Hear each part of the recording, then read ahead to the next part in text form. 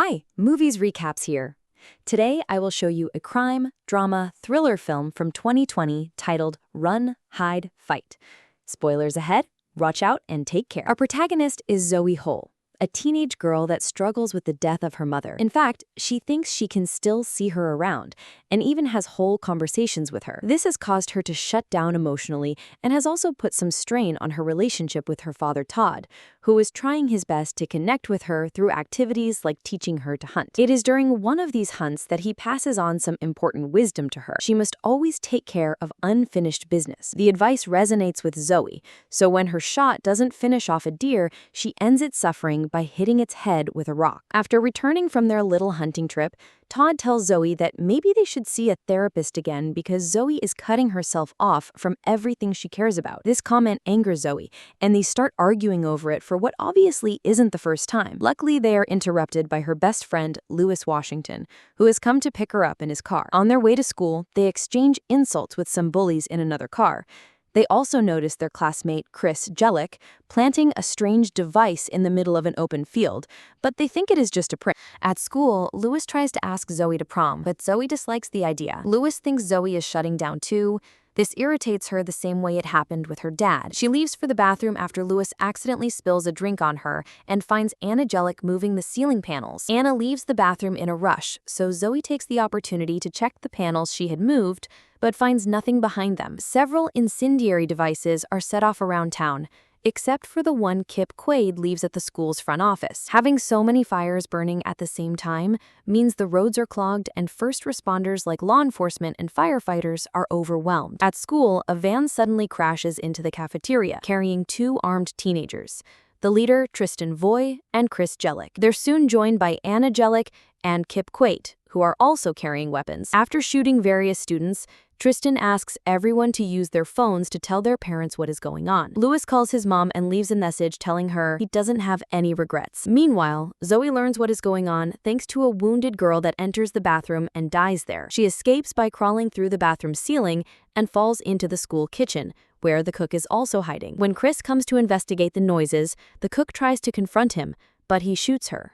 Zoe leaves the building through the back door after he is gone. After everyone is done talking to their parents, Tristan borrows a phone and calls the school's front office to tell them about the shooting. The rules say they need to confirm the information before they can call lockdown, so Tristan asks all the students to live stream with their phones and tells the video hosting companies not to interrupt the streams, or he will have to shoot people.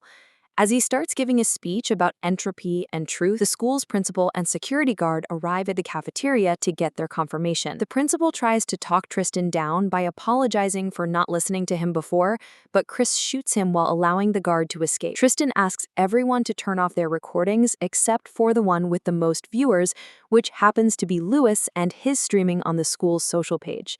He is tasked with following Tristan around and recording everything, and the hostages are ordered to barricade the hole the van made on the wall. Outside, Zoe considers leaving but comes back when she hears voices. She stops a group of students from entering the school and warns them of what is going on.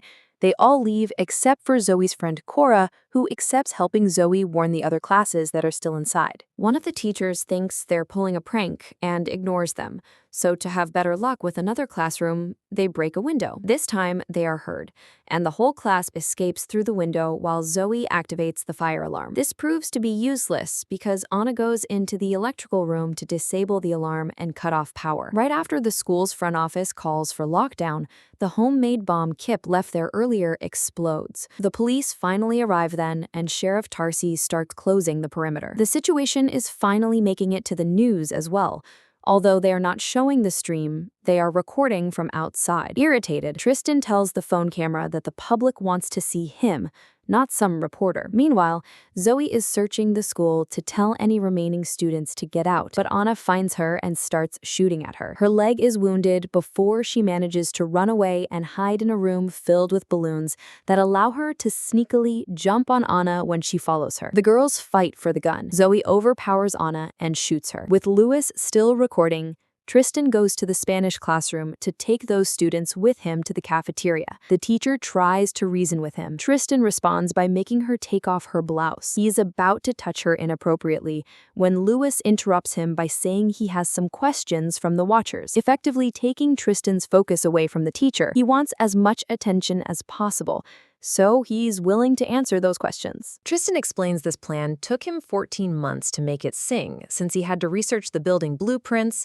gather the weapons, etc. A police officer visits Tristan's house to talk to his parents, only to find the mother dead. Her neck had been cut open. In the meantime, Zoe's dad hears the news about the shooting on the radio and decides to drive to the school with weapons loaded in his truck. In the cafeteria, Chris is in the middle of talking to the voices in his head when he hears on the news that the cops have arrived. So he goes to the hole on the wall and shoots at them. Tristan hears the gunshots and decides to return, taking the whole Spanish class with him. Zoe sees them in the hallway, and when Kip walks in the opposite direction from the group, she decides to follow him. He is trying to get to another classroom filled with students, so Zoe appears in front of him to call his attention and get him to chase her. She takes him through a slippery floor, and after he falls, she unloads a fire extinguisher on his face and also hits him with it. Kip is dragged to the auditorium and handcuffed to a chair, and he confesses to Zoe that he is doing all this because of a bullying incident in middle school that, in his eyes, has never ended. Zoe thinks he is disgusting and pathetic for using that as an excuse for cold-blooded murder. After taking his shotgun, Zoe comes across another group of students with their teacher. Wanting to help them escape, she borrows a phone and calls Cora, who hands her phone to the sheriff so they can coordinate a plan. Sheriff Tarsi tells the reporters to record him instead of the school before culling Tristan's phone. He distracts him with conversation while Zoe safely guides as many groups of students as possible to the exit. However, her rescue appears on the news, which allows Tristan to discover the ruse. So he hangs up on Tarsi and proceeds to call his teammates. Zoe has Anna's phone, so she answers his call. Tristan tells her to show herself or he will start shooting people. He even kills a student as proof. After telling him she will be there, Zoe returns to the auditorium and frees Kip, who is feeling guilty for what he has done and wants to die now. Zoe tells him he should be in charge of his legacy and convinces him to cooperate, so she hands him back the shotgun. While Todd sneaks into the school grounds and gets his weapon ready to help his daughter, Zoe makes it to the cafeteria and Tristan starts asking her questions for the stream. A furious Chris wants to kill her because she shot his sister, but Tristan won't allow it. He believes everything must happen at the right moment. They are suddenly interrupted by Kip, who, after an exchange of insults with Chris and Tristan, shoots his shotgun, only managing to hit Tristan on the shoulder before Chris kills him. Lewis gets hurt in the exchange. Zoe and Lewis take advantage of the distraction to escape. Chris goes after them. They hide in the Spanish classroom, and while Zoe checks on Lewis's wound, they confess their feelings for each other. Lewis also informs her of some explosives hidden in the van, so Zoe leaves the classroom to check on it, allowing Chris to find her and chase her again. Zoe enters the science classroom this time and opens all the burners, starting a fire when Chris tries to come closer. Her attempt at escaping does not work, however, because Chris still manages to catch her. He smashes her head against a glass cabinet, then punches her a couple of times before throwing her to the ground. When he is about to kill her, Todd shoots from his spot outside and kills him instead. The police approach him as soon as they hear the gunshot, and Zoe can do nothing but watch through the window how they arrest and take her father away. Afterward, Zoe grabs Chris's gun and makes her way back to the cafeteria, only pausing to retrieve Lewis's phone when she finds it on the floor in a hallway. She sends Tristan a picture of Chris's body, causing him not to talk to her anymore. So instead, she hijacks the stream and tells Tristan the world will remember her, not him, which enrages him. Tristan grabs one of the explosives from the van and gives it to a student that he drags out of the cafeteria with him.